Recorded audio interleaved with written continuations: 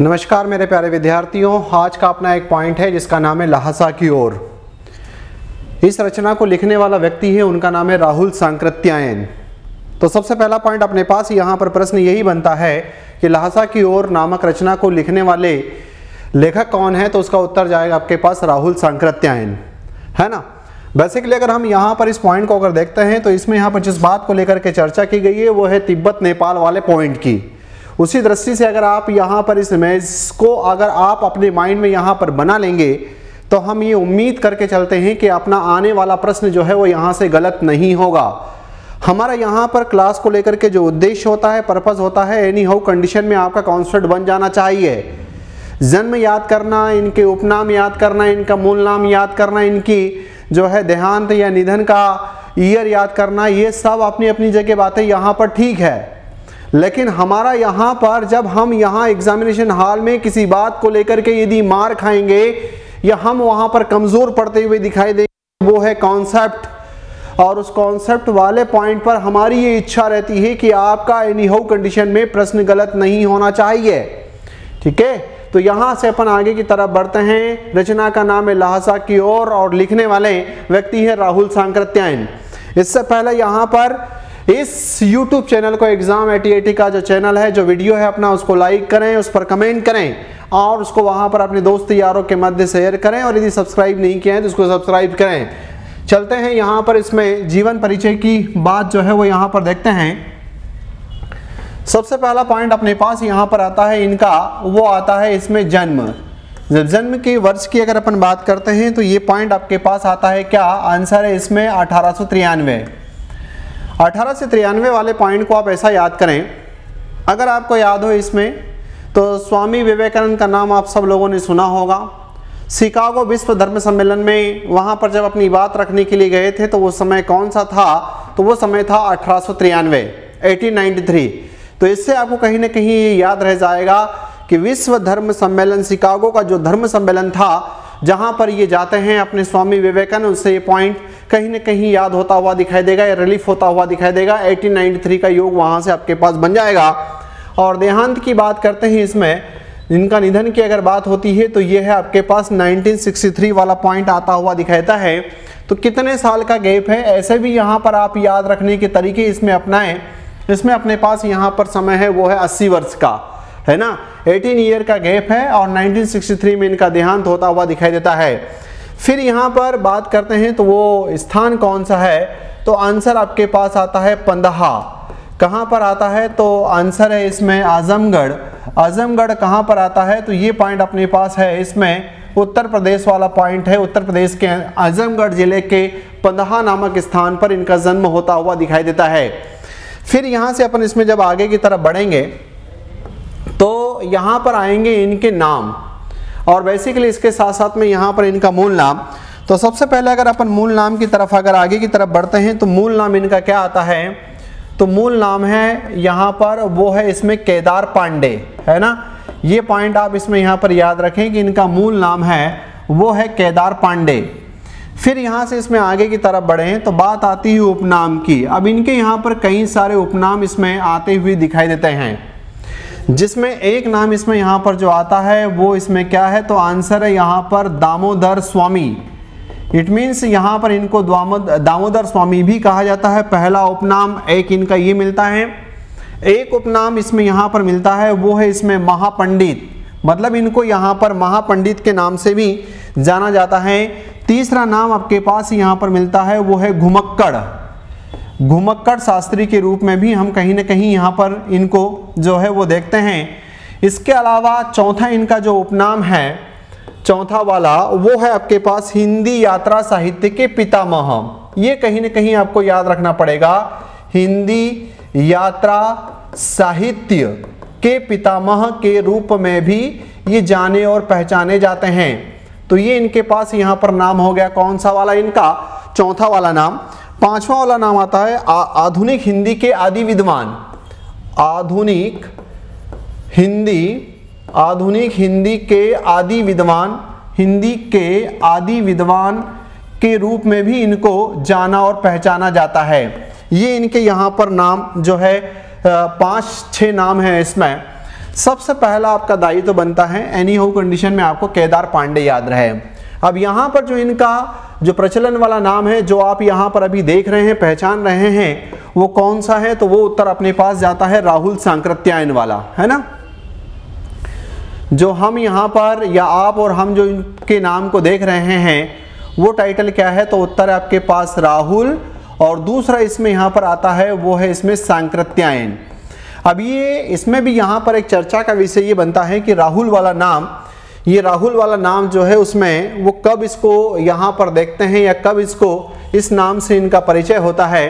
तो आंसर आता है कि जब 1930 में, जब 1930 में 1930 में इन्होंने बौद्ध धर्म की, श्रीलंका में जब बौद्ध धर्म को ग्रहण करते हैं उस समय से इनका नाम यहाँ पर राहुल होता हुआ दिखाई देता है।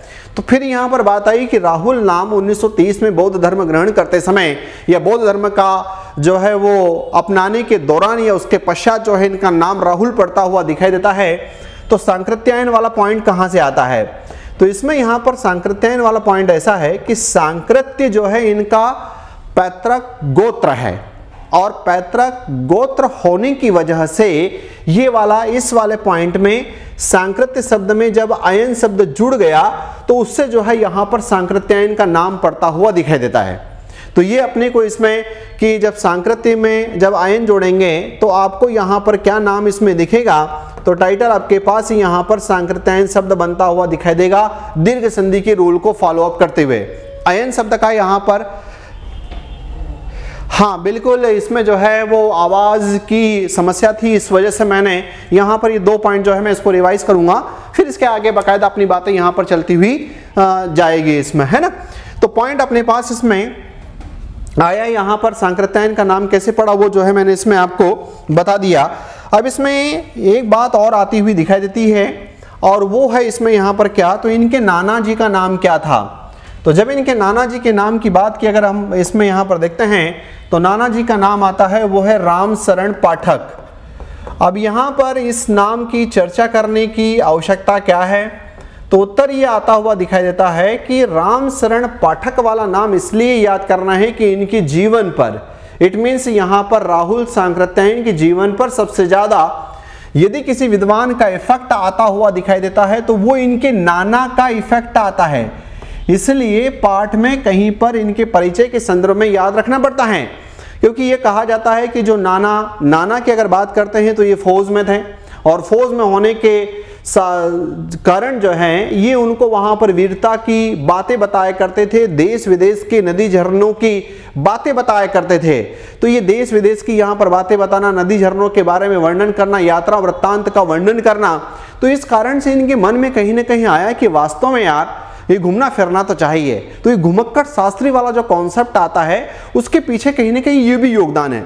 लेकिन ये है कि घर छोड़ने की बात को जब अगर हम देखते हैं कि घर छोड़ने का इनके मन में आता है कब, तो उसके पीछे तो एक घटना हो जाती है कि घर में इनके यहाँ पर जो घी है वो कहीं ना कहीं मक्खन ढूलता हुआ दिखाई देता है, और उनको लगता है कि अब घर में जबरदस्त तरीके से डांट पड़ने वाली है। तब फिर वो यहाँ से उसको छोड़ छाड़ करके आगे की तरफ बढ़ते हुए दिखाई देते हैं, और फिर जब वो आगे निकल जाते हैं तो पीछे आने का नाम ही नहीं लेते हैं। तो वहां से जो है ये बात इसमें आती हुई दिखाई देती है ना। तो ये एक बेसिक सी इंफॉर्मेशन जो यहां पर अपने को इसमें जानना जरूरी था, उसको अपन ने इसमें यहां पर देखा। अब किसी भी हालात में जो इसका कॉन्सेप्ट बनाने की जब अगर बात आती है अपने पास, तो ये है कि ये पाठ का जो सारांश है, पाठ का जो मर्म है, या फोकस करके जिस दिशा में आपका ध्यान आकर्षित करा जाए उस बात को आप इसमें यहां पर देखें। राहुल सांकृत्यायन की यात्रा वृत्तांत, पहले तो ये है कि लहासा की ओर है क्या, तो यात्रा वृत्तांत है में लेखक की नेपाल से तिब्बत की कठिन यात्रा का वर्णन है।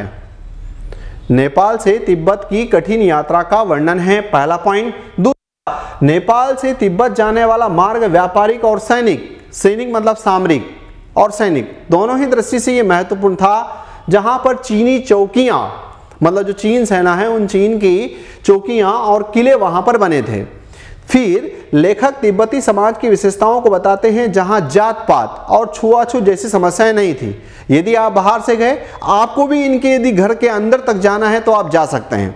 इट मीन्स वहां पर ऐसा जात पात का कोई मैटर नहीं था, छुआछूत का कोई मैटर नहीं था और स्त्रियां भी अपने वहां पर सामाजिक पॉइंट ऑफ व्यू से बड़ी स्वतंत्र थी और उनको पर्दा करने की कोई आवश्यकता उसमें वहां पर महसूस नहीं होती हुई दिखाई देती है। राहुल सांकृत्यायन अपने पाठ के दौरान इस बात को वहां पर बताते हैं।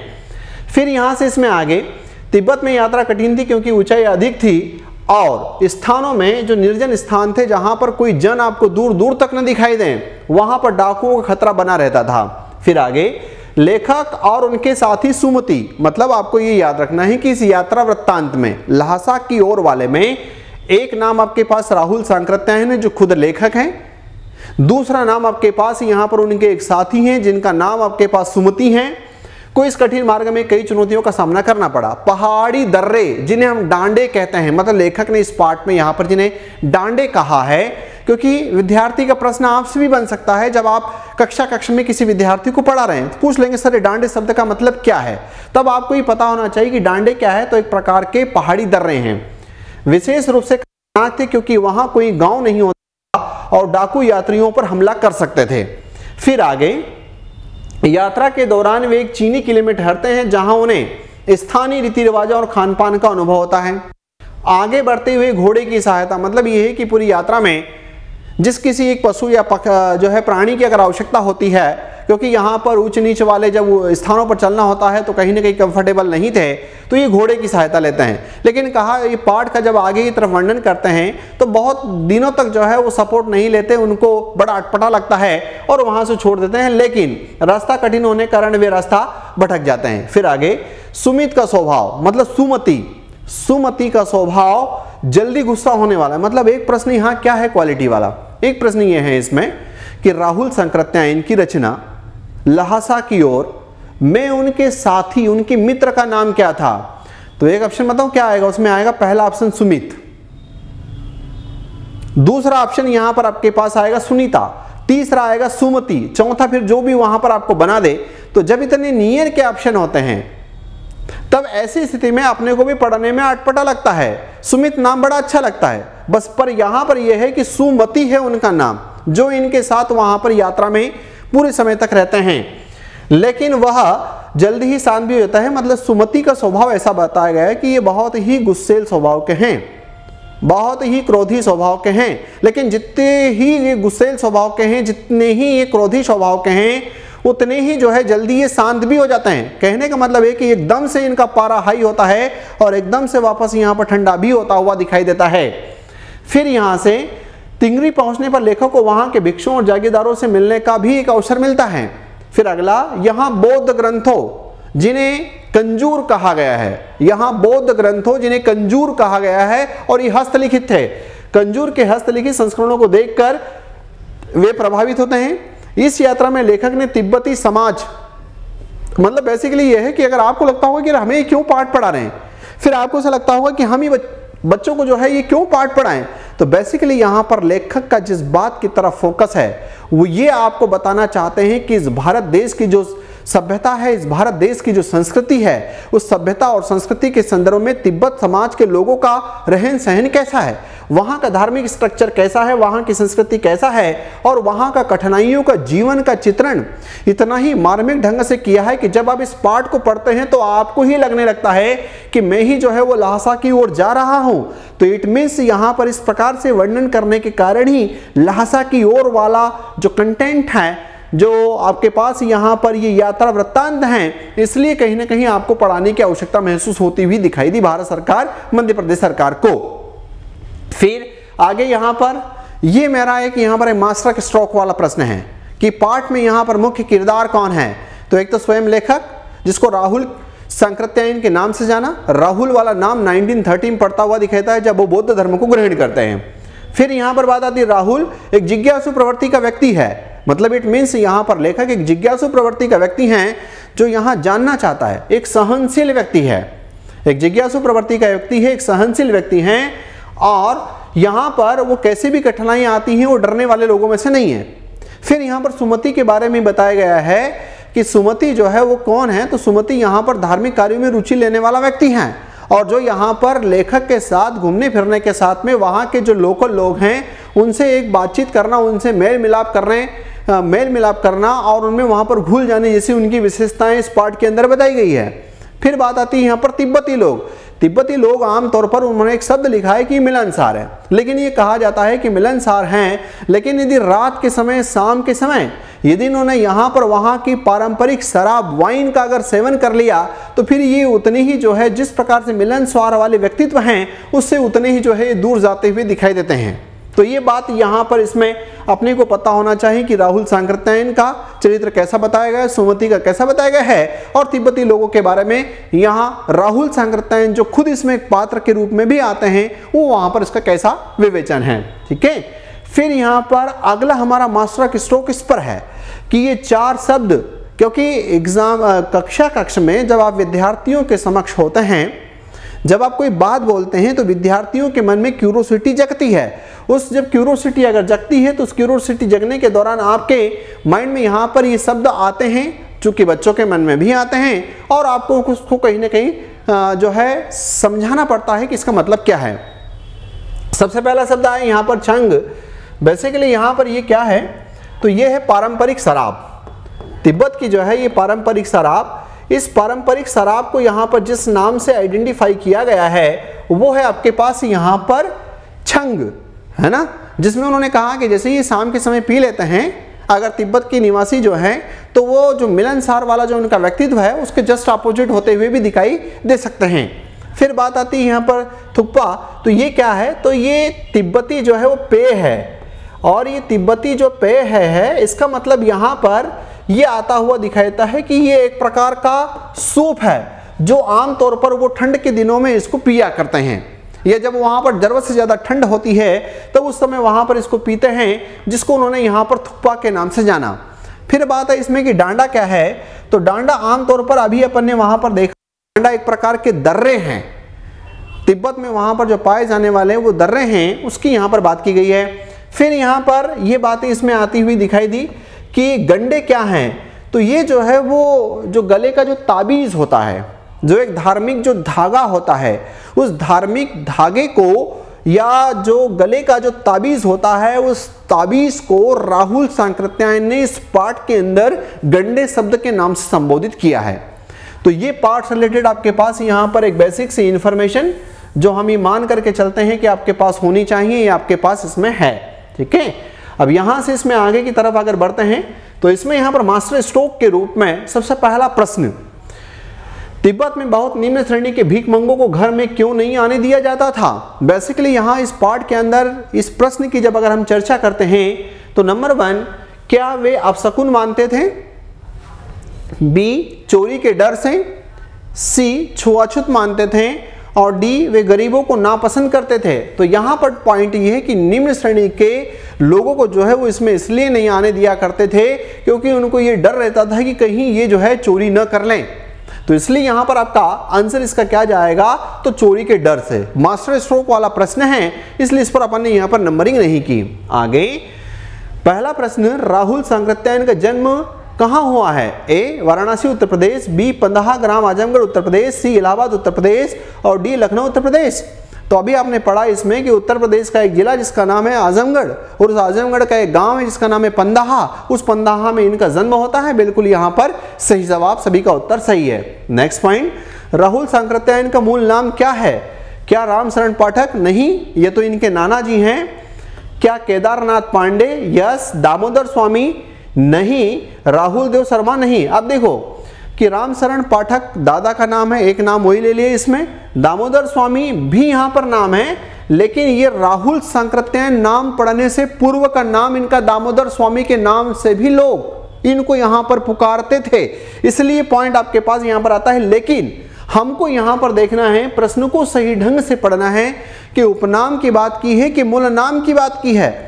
तब जब अगर आप यहाँ पर मूल देखोगे तो मूल नाम इनका यहाँ पर जन्म वाला जो नाम है वो नाम केदार पांडे वाला आता हुआ दिखाई देता है, न कि यहाँ पर दामोदर स्वामी वाला। इसलिए इसका सटीक उत्तर इसमें यहाँ पर क्या जाएगा, तो आंसर आपके पास यहाँ पर बी इसमें जाएगा।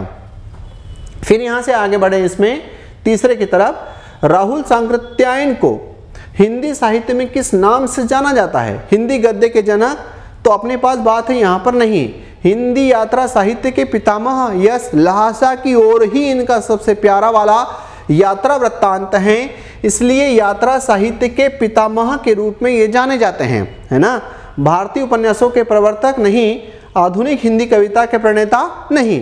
तो इसका यहाँ पर उत्तर क्या गया सटीक वाला, हिंदी यात्रा साहित्य के पितामह के रूप में हम इन्हें यहाँ पर जानते हैं। बिल्कुल जिन लोगों ने इसका उत्तर दिया वो यहाँ पर सही है। नेक्स्ट पॉइंट, राहुल सांकृत्यायन ने बौद्ध धर्म कब अपनाया?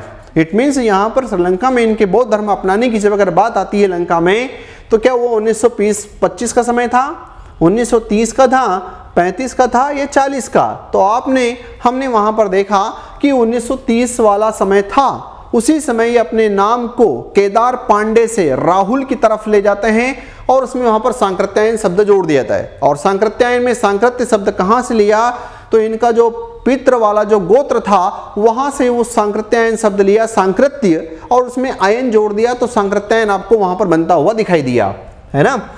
फिर यहां से इसमें चले आगे की तरफ। अगला मास्टर स्ट्रोक वाला प्रश्न, इसलिए नंबर नहीं दिया इसमें। तिब्बत में चाय पकाने के लिए कौन सी सामग्री आवश्यक थी? इस पाठ में राहुल सांकृत्यायन इसकी चर्चा करते हैं कि तिब्बत में चाय पकाने के लिए कौन सी सामग्री आवश्यक थी। ए मक्खन और सोडा नमक, बी चीनी और दूध, सी इलायची और तुलसी, डी नींबू और अदरक। अब देखो यहाँ पर इस प्रश्न के नेचर के हिसाब से कितना नियर का ऑप्शन है। हमको तो ऐसा लगेगा कि चाय पकाने के लिए कौन सामग्री आवश्यक थी, किसकी चर्चा राहुल सांकृत्यायन करते हैं। अब अगर आप अपने हिसाब से लगाओगे तो सबसे पहला आपको ऑप्शन आएगा चीनी दूध, जो कि यहाँ पर कट जाएगा। इस पार्ट में यहाँ पर इसकी चर्चा नहीं है। आपको लगेगा कि इलायची और तुलसी, इसकी चर्चा नहीं है। आपको लगेगा नींबू और अदरक, इसकी चर्चा नहीं है। जिसकी चर्चा है वो है मक्खन और सोडा, है ना।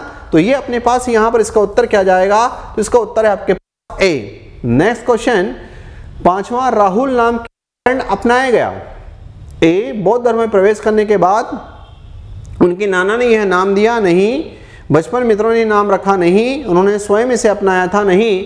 बौद्ध धर्म में प्रवेश करने के बाद जो नाम आता हुआ दिखाई दिया वो है आपके पास राहुल सांकृत्यायन। कॉन्सेप्ट हमने बनाई दिया कि वो नाम आपके पास कैसे आया। नेक्स्ट, सांकृत्यायन उपनाम इन्होंने क्यों अपनाया? ए यह उनका गुरु प्रदत्त नाम था, नहीं। यह उनके पितृवंश का गोत्र सांकृत्य था, यस, क्योंकि इसी शब्द में जो आपके पास यहाँ पर सांकृत्य है, इसमें जब आयन को जोड़ा गया तब यहाँ पर शब्द जो आता हुआ दिखाई दिया वो क्या है, तो वो टाइटल आपके पास है यहाँ पर सांकृत्यायन। और दीर्घ संधि के रूल से बकायदा अ प्लस अ जोड़ करके कॉन्सेप्ट आपके पास बन जाता है।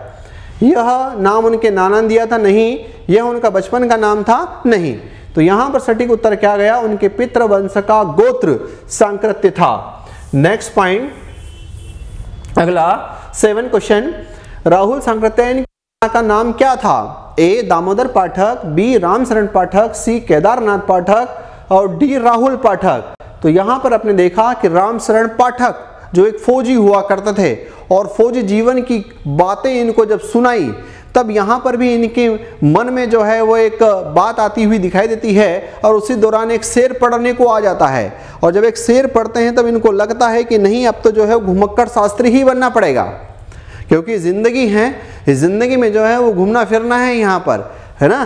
तो ये पॉइंट अपने पास, इसका यहाँ क्या है आंसर, तो बिल्कुल जवाब रामशरण पाठक। फिर अगला, किस घटना के कारण राहुल सांकृत्यायन ने घर छोड़ दिया था? क्या इनके माता पिताजी की मृत्यु हो गई थी? नहीं। शिक्षा के लिए? नहीं। संन्यास ग्रहण करने के? नहीं। घी की मटकी गिर जाने का डर और उससे वहां पर डांट पड़ने वाली थी।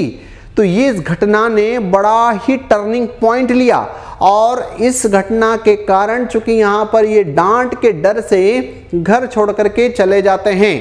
तो ये पॉइंट आपके पास यहाँ पर कि घी की मटकी गिर जाने का जो डर था, इसमें यहाँ पर राहुल सांकृत्यायन बाकायदा इसमें अपनी ल्हासा की ओर वाली यात्रा में इसका जिक्र करते हैं। नेक्स्ट पॉइंट, राहुल सांकृत्यायन को बड़ा अच्छा प्रश्न है और मेरे हिसाब से बड़ा मास्टर स्ट्रोक वाला प्रश्न है कि कौन सा शेर पढ़ने को मिला था, मतलब कौन सी शेर व शायरी होती है ना, जिसने उनको घुमक्कड़ शास्त्री बनने में महत्वपूर्ण भूमिका निभाई। ए जो चाहे वो पाले, बस कदम बढ़ाने की देर है। ए बी शेर कर दुनिया की गालिब, शेर कर दुनिया की गालिब, जिंदगानी फिर कहाँ, जिंदगानी अगर कुछ रही तो नौजवानी फिर कहाँ। तीसरा, राही बन जाए इस दुनिया में, राही बन जाए इस दुनिया में, मंजिल खुद ब खुद आएगी। और डी, चलते रहो राहें खुद बनती जाएगी। तो यहाँ पर जो पॉपुलर वाला शेर था, जिसकी वजह से इन्होंने यहाँ पर घुमक्कड़ शास्त्री बनाने में बड़ी महत्वपूर्ण भूमिका निभाई, जो सुनने को मिला वो ये था, शेर कर दुनिया की गालिब, जिंदगानी फिर कहाँ, जिंदगानी अगर कुछ रही तो नौजवानी फिर कहाँ। तो इसका उत्तर अपने पास क्या जाएगा, इसका आंसर अपने पास यहाँ पर जाएगा, वो है बी, है ना। Next point 10 number, Rahul Sankrityayan के जीवन को सबसे अधिक प्रेरित करने वाला व्यक्ति कौन था। क्या उनके पिता? नहीं। उनके मित्र? नहीं। उनके गुरु? नहीं। कौन था? तो आंसर आता है उनके नाना। उनके नाना ने बड़ी इसमें यहाँ पर महत्वपूर्ण भूमिका निभाई, है ना। चलते हैं, और नाना का नाम क्या था? बिल्कुल सही जवाब, रामशरण पाठक। नेक्स्ट क्वेश्चन, लहसा की ओर पुस्तक किसकी का वृत्तांत है। ए, राहुल सांकृत्यायन, यस। पर यूरोप की यात्रा, नो। राहुल सांकृत्यायन, यस। नेपाल से तिब्बत की यात्रा, yes. Rahul Sankrityayan, yes. America यात्रा, नो। राहुल सांकृत्यायन, यस। चीन की यात्रा, नो। तो इसका सटीक आंसर यहाँ पर आपके पास गया है, वो इसमें यहाँ पर क्या है, तो आंसर इसमें बी वाला जाएगा, राहुल सांकृत्यायन की नेपाल से तिब्बत की यात्रा। मास्टर स्ट्रोक, इसी बात को लेकर के जो है आप अपने वीडियो को अपने दोस्तों के मध्य शेयर करें, लाइक करें, कमेंट करें। लहासा की ओर पाठ के संदर्भ में एक बहुत शानदार शब्द यहाँ यूज हुआ है, राहदारी मांगने वाला व्यक्ति कौन था। मतलब ये जहाँ, जैसे मान लो अगर कहीं स्थान में प्रवेश किया तो प्रवेश करने पर वहाँ पर उनसे राहदारी मांगी जाती थी। अब राहदारी एक प्रकार क्या है, तो बेसिकली अगर आप चिड़ियाघर में गए तो पहले काउंटर पे गए, पैसे दिए तो उसने टिकट दिया, तो यही वाला कॉन्सेप्ट आपके पास यहाँ पर राहदारी वाला है। तो वो कौन था? क्या एक यात्री था? नहीं। एक डाकू था? नहीं। गांव का मुखिया था? नहीं। कौन था? एक सरकारी अधिकारी। एक सरकारी अधिकारी था जो यहाँ पर राहदारी मांगने का काम करता था, और राहदारी का मतलब एक प्रकार की चिट्ठी मिल जाती थी जिसकी सहायता से फिर आप वहाँ पर एंट्री पा सकते थे। नेक्स्ट पॉइंट, नेपाल से तिब्बत जाने वाला मार्ग किस दृष्टि से महत्वपूर्ण था। ए, व्यापारिक और सैन्य दृष्टि से। बी, धार्मिक दृष्टि से। सी, कृषि उत्पादन के लिए। डी, पर्यटन के लिए। तो व्यापारिक और सैन्य दृष्टि से नेपाल से तिब्बत जाने वाला मार्ग महत्वपूर्ण था। तो बिल्कुल सही जवाब, इसका उत्तर जिन लोगों ने दिया है वो सही है। नेक्स्ट क्वेश्चन, तिब्बती समाज की कौन सी विशेषता लेखक ने बताई है। ए, जाति पाति और छुआछूत का प्रभाव था। बी, महिलाएं पर्दा नहीं करती थी। सी, वहां सख्त सामाजिक नियम थे। वहां धर्म परिवर्तन अनिवार्य था। जाति पाति और छुआछूत का प्रभाव लेखक ने बताई का प्रभाव था। क्या नेगेटिव पॉजिटिव बनाए हैं सेंटेंस। महिलाएं पर्दा नहीं करती थी, यह सख्त सामाजिक नियम थे, अपरिवर्तन अनिवार्य था, धर्म परिवर्तन अनिवार्य था। अब देखो यहां तक का बेसिकली इसमें अगर नहीं जुड़ जाता तो ये ऑप्शन भी सही हो जाता। इसको बोलते हैं शब्द थेरेपी, जिसके बिहाव पर आपके यहां पर प्रश्न गलत होने की संभावना होती है।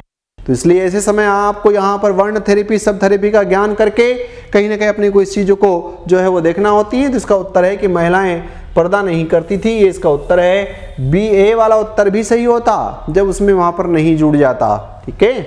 नेक्स्ट पॉइंट, यात्रा के दौरान सबसे बड़ी कठिनाई क्या थी। ठंड का प्रकोप नहीं, भोजन की अनुपलब्धता नहीं, भाषा की समस्या नहीं, ऊंचाई और निर्जन स्थानों में डाकुओं का खतरा, डांडा, निर्जन स्थान, दर्रे, है ना। तो इसका उत्तर अपने पास यहाँ पर क्या है, तो वो है इसमें बी। नेक्स्ट क्वेश्चन, पहाड़ी दर्रे, डांडे क्यों खतरनाक थे।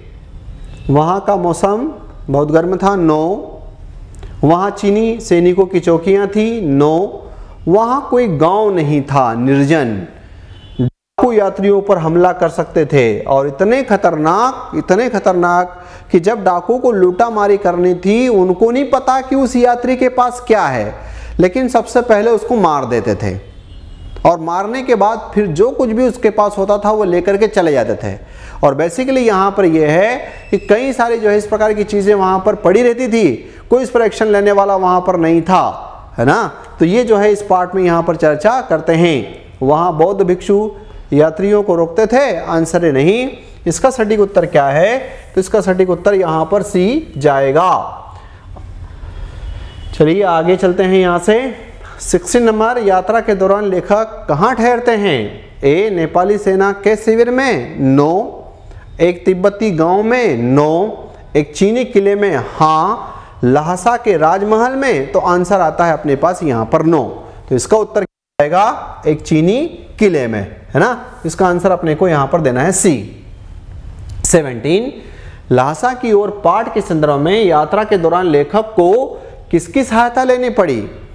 क्या उसने वहां पर हाथी की सहायता ली, क्या गाइड की ली, या ऊंट की ली? तो आंसर आया कि नहीं, वहां पर घोड़े की वो सहायता लेते हैं, क्योंकि बहुत ऊंचे नीचे स्थान थे तो इनको लगा कि कम से कम इनकी सहायता से जो है वो हम हमारी यात्रा को पूरी कर पाएंगे। तो इसका उत्तर क्या है? तो आंसर अपने पास बी। नेक्स्ट प्रश्न, लहासा की ओर पाठ के संदर्भ में सुमति का स्वभाव कैसा था? सुमति कौन था? बिल्कुल सही जवाब, सुमति राहुल सांकृत्यायन का मित्र था, जो पूरी यात्रा के दौरान उनके साथ वहां पर रहे। वो बहुत शांत था, हाँ। संयमित, नो। जल्दी गुस्सा होने वाला, हाँ, लेकिन उतनी ही जल्दी शांत होने वाला, हमेशा गुस्से में रहने वाला, नो। बहुत डरपोक और संकोची, नो। तो क्या है इसका उत्तर? जल्दी गुस्सा होने वाला लेकिन उतनी ही जल्दी शांत होने वाला। तो इसका आंसर अपने पास यहां पर क्या गया? वो गया इसमें यहां पर B.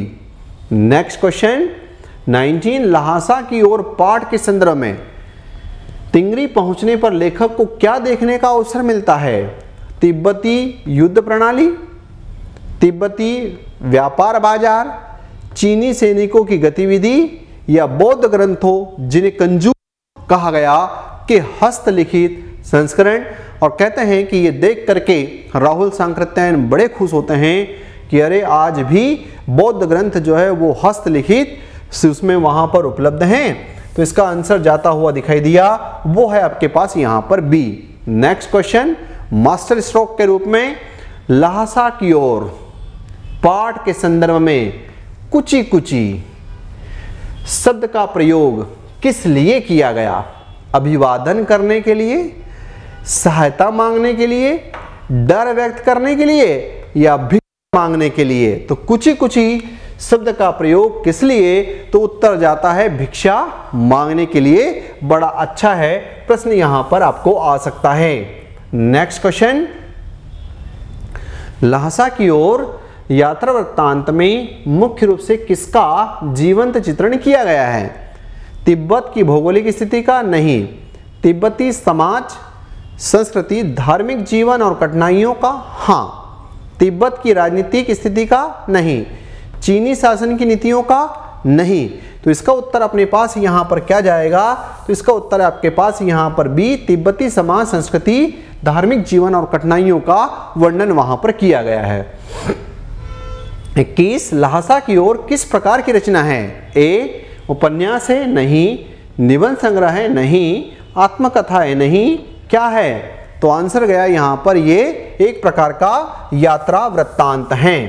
Next question 22, Rahul Sankrityayan का यात्रा वृत्तांत लिखने का मुख्य उद्देश्य क्या था? यह है मास्टर स्ट्रोक। केवल अपनी यात्रा का वर्णन? नहीं। धार्मिक प्रचार? नहीं। व्यापारिक मार्गोपदेशन? नहीं। तिब्बत की सामाजिक और भौगोलिक परिस्थितियों को कहीं उजागर करना कि ठंड और ठंड में वहां पर किस प्रकार का जीवन होता है उसको लेकर के। अगला, लहासा की ओर पाठ के संदर्भ में लेखक के अनुसार तिब्बत की सामाजिक संरचना कैसी थी?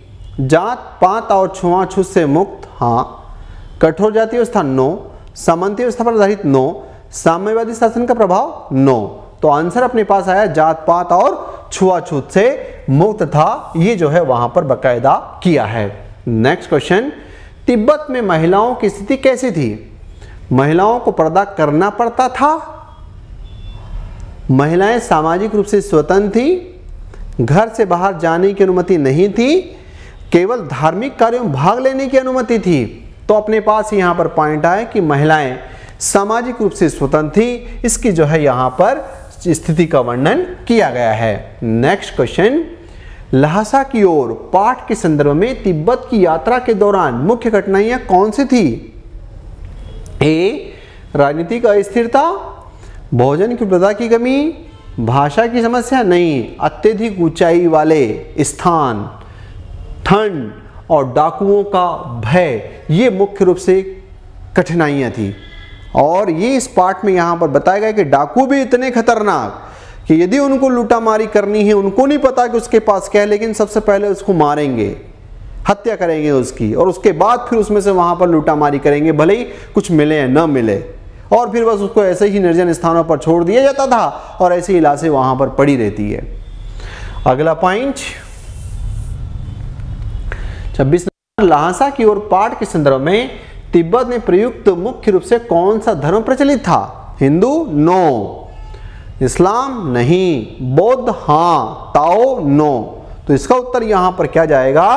बिल्कुल सही जवाब, इसका उत्तर जाएगा इसमें बौद्ध धर्म। अगला पाठ, ल्हासा की ओर पाठ के संदर्भ में नेपाल तिब्बत मार्ग क्यों महत्वपूर्ण था? ए, केवल धार्मिक यात्रा के लिए? नहीं। तिब्बती तीर्थ यात्रियों के लिए, कृषि उत्पादन हेतु, व्यापारिक और सामरिक दृष्टि से? तो इसका उत्तर जाएगा आपके पास व्यापारिक और सामरिक दृष्टि से। तो आंसर गया इसका यहां पर बी। नेक्स्ट पॉइंट, ल्हासा की ओर पाठ के संदर्भ में लेखक ने तिब्बत के किन धार्मिक स्थलों का उल्लेख किया? अजंता एलोरा, तिब्बती मठ और कंजूर ग्रंथ, सोमनाथ मंदिर, काशी विश्वनाथ मंदिर, या फिर बौद्ध विश्वविद्यालय? तो वो जिसकी चर्चा करते हैं यहां पर इस में, वो थे तिब्बती मठ और कंजूर ग्रंथ, इनकी चर्चा जो है इसमें यहां पर करते हैं। तो उत्तर जाएगा अपने पास बी। 29 क्वेश्चन, ल्हासा की ओर पाठ के संदर्भ में मास्टर स्ट्रोक प्रश्न आ सकता है। छंग तिब्बत में किसे कहा गया है? किसी धार्मिक धागे को, ताबीज को? नो। पारंपरिक शराब? हाँ। ऊंची पहाड़ी दर्रा? नो। भोजन का प्रमुख हिस्सा? नो। है ना, क्योंकि उन्होंने वहां पर दूसरे नाम से जाना पहचाना, गंडे कहा। पारंपरिक शराब ही वहां पर छंग कहलाई, ऊंचे पहाड़ी दर्रे डांडा कहलाए, डांडे कहलाए, और भोजन का प्रमुख हिस्सा जिसे सूप कहा गया वो थुक्पा अलग ही था वहां पर। ठीक है, तो इसका उत्तर अपने पास ही यहां पर क्या जाएगा? तो आंसर इसमें बी। नेक्स्ट पॉइंट, ल्हासा की ओर पाठ के संदर्भ में थुक्पा तिब्बत में क्या होता है? एक धार्मिक ग्रंथ, एक प्रकार की पारंपरिक पोशाक, एक बौद्ध भिक्षु? आंसर आया कि एक व्यंजन, जिसे यहां पर सूप के नाम से, और लेखक ने इस शब्द का नाम थुक्पा के रूप में कहीं न कहीं विवेचित किया। बिल्कुल सही जवाब। नेक्स्ट पॉइंट, ल्हासा की ओर पाठ के संदर्भ में गंडे क्या होते हैं? धार्मिक धागे या ताबीज? यस। नो। नो और आपके पास यहां पर नो। तो इसका उत्तर क्या गया? तो इसका उत्तर आपके पास यहां पर जाएगा, वो है इसमें ए, धार्मिक धागे और ताबीज को लेखक ने यहां पर गंडे नाम से संबोधित किया। अगला, ल्हासा की ओर की भाषा की विशेषता क्या है? कठिन और जटिल? बिल्कुल नहीं। सरल है, सहज है, प्रवाहमयी है और रोचक है। अत्यधिक साहसिक? केवल धार्मिक ग्रंथों पर आधारित? तो उत्तर आपके पास नहीं, इसका उत्तर जाएगा, वो पॉइंट इसमें यहां पर क्या है? तो आंसर अपने पास बी। नेक्स्ट पॉइंट, ल्हासा की ओर पाठ के संदर्भ में परित्यक्त चीनी किला किस अर्थ में प्रयुक्त किया हुआ है? परित्यक्त। अगर आप इस शब्द को यहां पर पकड़ लो तो इस प्रश्न का उत्तर आप ले सकते हो, जिसका पुनर्निर्माण नहीं। परित्यक्त का तो मतलब त्यागना होता है, जिसे छोड़ दिया गया। हाँ, जिसे छोड़ दिया गया, जिसे त्याग दिया गया। जहां सैनिक रह रहे हो? नो। जो व्यापार के लिए सुरक्षित हो? तो आंसर अपने पास यहां पर आता है नो, है ना। तो इसका उत्तर क्या गया? जिसे छोड़ दिया गया उसे परित्यक्त चीनी किला कहा गया। ठीक, चलिए आपका काम है यहां पर इस पाठ को लाइक करें, चैनल को सब्सक्राइब करें, कमेंट करें और अपने दोस्तों के मध्य इसको शेयर करें। अगला क्वेश्चन, लहसा की ओर पाठ के संदर्भ में चीनी पलटन कहाँ रहा करती थी? ए पहाड़ों पर, बी सैनिक चौकियों और किलों में, सी व्यापारिक केंद्रों में और डी नगरों में। तो इसका सटीक उत्तर जाएगा वो क्या है? तो ये है आपके पास यहाँ पर सैनिक चौकियों और किलों में।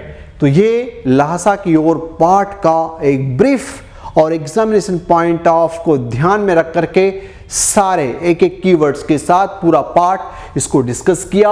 उम्मीद करते हैं कि आप लोगों को ये पाठ आपके एग्जामिनेशन हॉल में आपको लीडिंग दिलाने में महत्वपूर्ण भूमिका निभाएगा। यदि आपको और किसी प्रकार की कोई आवश्यकता अगर हो तो बाकायदा अपने कमेंट बॉक्स में कमेंट ज़रूर लिखें कि आपको पाठ कैसा लगा, और आप अपने दोस्तों को इसको शेयर भी करते रहें ताकि आपका ये संगतकार आपके लिए इसी प्रकार की और मेहनत करके क्वालिटी वाले काम से संदर्भ में आपके सिलेक्शन में योगदान देने में कहीं ना कहीं महत्वपूर्ण भूमिका निभाएगा। ठीक है, तो इस पाठ को मैं यहीं पर विराम करता हूँ। जय हिंद, जय भारत।